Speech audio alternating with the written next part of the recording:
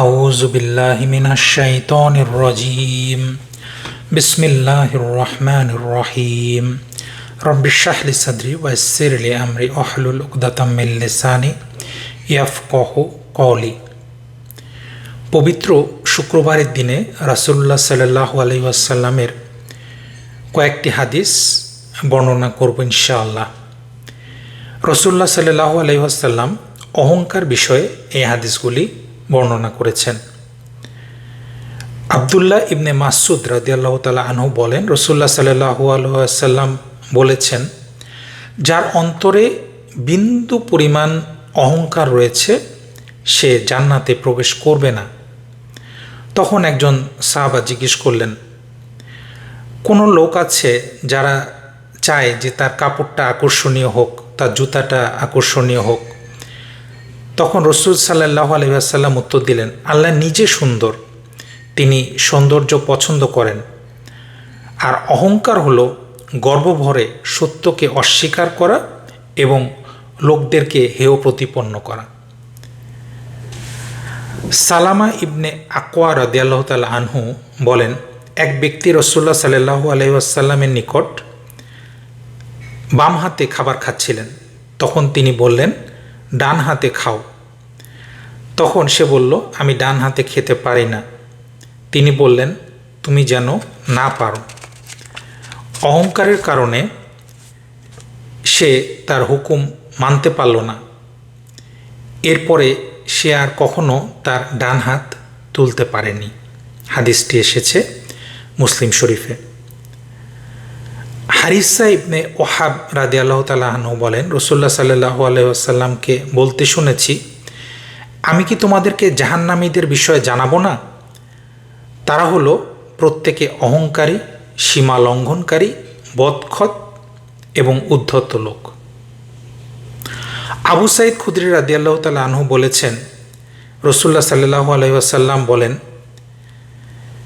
যে জান্নাত এবং জাহান্নামের ভিতরে তর্ক হলো। জাহান্নাম বলল, অহংকারী এবং উদ্ধত লোক যারা, তারাই আমার মধ্যে প্রবেশ করবে। জান্নাত বলল, আমার মধ্যে আসবে ওই সব লোক যারা দুর্বল, মিসকিন, অসহায়। আল্লাহ উভয়ের মধ্যে ফয়সালা করে দিলেন। তিনি বললেন, জান্নাত তুমি আমার রহমত, তুমি বান্দার প্রতি রহমত করা আমার ইচ্ছা হবে, যে বান্দার প্রতি রহমত করা আমার ইচ্ছা হবে, তোমার সাহায্যে আমি তার প্রতি রহমত করব। আর জাহান্নাম তুমি হচ্ছ আমার শাস্তি, যাকে ইচ্ছা আমি শাস্তি দেব, তাকে আমি তোমার মধ্যে প্রবেশ করাবো। বলা বাহুল্য, তোমাদের উভয়কে পূর্ণ করা আমার দায়িত্ব। হাদিসটি এসেছে মুসলিম শরীফে। আবু হুরায়রা রাদিয়াল্লাহু তাআলা আনহু বলেন, রাসূল সাল্লাল্লাহু আলাইহি ওয়াসাল্লাম বলেছেন, তিন ধরনের লোকের সাথে আল্লাহ কিয়ামতের দিন কথা বলবেন না, তাদের পবিত্রও করবেন না এবং তাদের প্রতি তাকাবেনও না। তাদের জন্য রয়েছে বেদনাদায়ক শাস্তি। এই তিন ধরনের লোক কারা? এক, জেনাকারী বৃদ্ধ, দুই, মিথ্যাবাদী বাদশা, আর তিন, অহংকারী দরিদ্র। আবু হুরায়রা রাদিয়াল্লাহু তাআলা আনহু বলেছেন, রাসূল সাল্লাল্লাহু আলাইহি ওয়াসাল্লাম বর্ণনা করেন, আল্লাহ তাআলা বলেছেন, ইজ্জত অহংকার আমার চাদর, সুতরাং যে আমার সাথে সংঘর্ষ করবে তাকে আমি জাহান্নামে নিক্ষেপ করব। সালামা ইবনে আকওয়া রাদিয়াল্লাহু তাআলা আনহু বলেন, রাসূল সাল্লাল্লাহু আলাইহি ওয়াসাল্লাম বলেছেন, কোনো লোক নিজেকে সর্বদাই মানুষ থেকে দূরে রাখে এবং অহংকার প্রদর্শন করে, অবশেষে তার নাম অহংকারী এবং উদ্ধতদের সাথে লিখে দেওয়া হয়। তারপর ওই মুসিবতই পতিত হয় যা অহংকারী এবং উদ্ধত লোকদের উপরে পতিত হয়ে থাকে। হাদিসটি এসেছে তিরমিজি শরীফে। তাহলে রাসূল সাল্লাল্লাহু আলাইহি ওয়াসাল্লামের এই হাদিসগুলি থেকে আমরা কি শিখলাম? যে রাসূল সাল্লাল্লাহু আলাইহি ওয়াসাল্লাম বলেছেন যে যার ভিতরে বিন্দুমাত্র অহংকার রয়েছে সে কিন্তু কখনো জান্নাতে প্রবেশ করতে পারবে না। এখন এই অহংকারটা কি? একজন সাহাবী কিন্তু প্রশ্ন করেছিলেন যে একজন মানুষ হয়তো মনে করে যে একটা সুন্দর জামা পরতে চায় বা সুন্দর জুতা পরতে চায় বা সুন্দরভাবে থাকতে চায়, এটা কি অহংকার? তখন রাসূল সাল্লাল্লাহু আলাইহি ওয়াসাল্লাম বললেন, যে না, এটা অহংকার নয়। অহংকার হচ্ছে যে মানুষ গর্বভরে সত্যকে অস্বীকার করে, অর্থাৎ যখন তার কাছে হেদায়েত আসে তখন সে তার অহংকারের কারণে এই হেদায়েতকে সে অস্বীকার করে এবং সে মানুষদেরকে হেয় প্রতিপন্ন করে। এটা হচ্ছে অহংকার।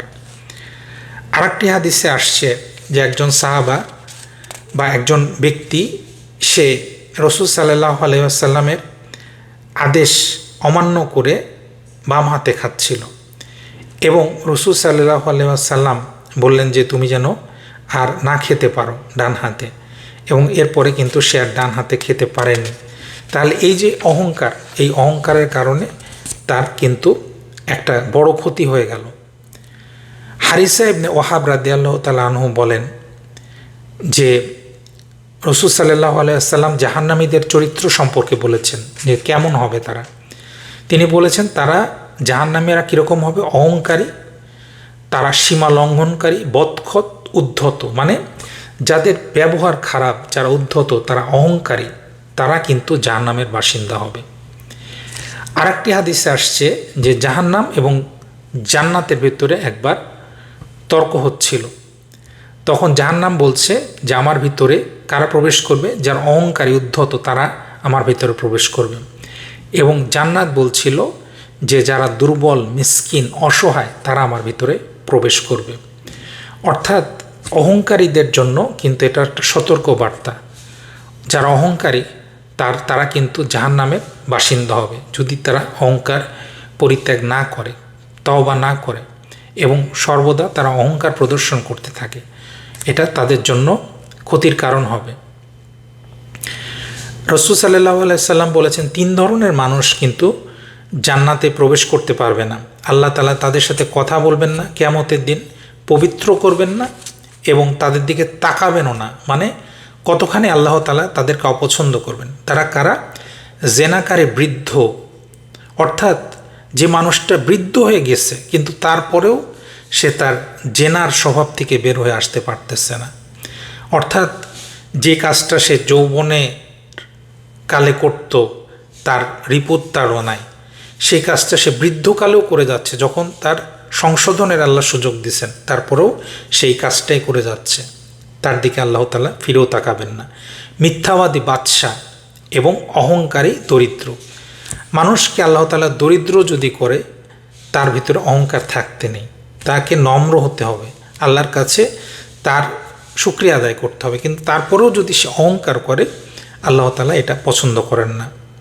আল্লাহ তাআলা বলেছেন যে অহংকার আমার চাদর, সুতরাং যে ব্যক্তি অহংকার করবে অর্থাৎ সে আমার সাথে সংঘর্ষ করবে, তাকে আমি জাহান্নামে নিক্ষেপ করব।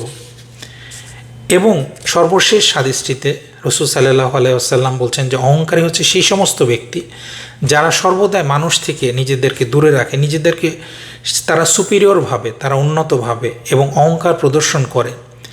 তাদের নাম অহংকার এবং উদ্ধতদের সাথে লিখে দেওয়া হয় এবং অহংকারী এবং উদ্ধত ব্যক্তিদের উপরে যে মুসিবত পতিত হয় তাদের উপরেও সেই মুসিবত পতিত হয় এবং তারা ক্ষতিগ্রস্ত।